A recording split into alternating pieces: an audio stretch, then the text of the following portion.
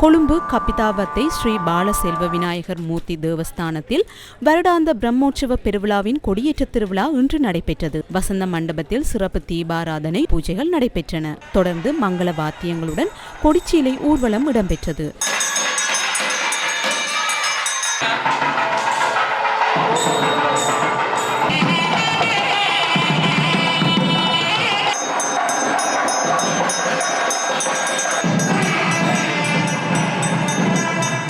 வசந்த மண்டபத்தில் பூஜைகள் நடைபெற்றதைத் தொடர்ந்து விநாயக பெருமான் உள்வீதி வலம் வந்து கொடிஸ்தம்பம் அருகே எழுந்தருளினார்.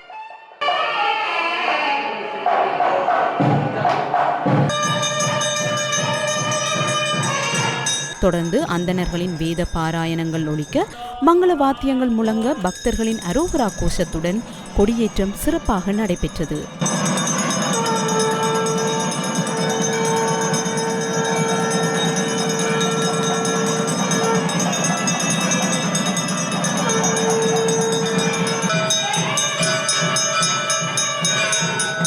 கொழும்பு கப்பிதாவத்தை ஸ்ரீ பாலசெல்வ விநாயகர் மூர்த்தி தேவஸ்தானத்தின் வருடாந்த பிரம்மோற்சவ பெருவிழாவில் ஜூலை மாதம் 1ஆம் திகதி தேர் திருவிழாவும் 2ஆம் திகதி தீர்த்த திருவிழாவும் நடைபெறவுள்ளன.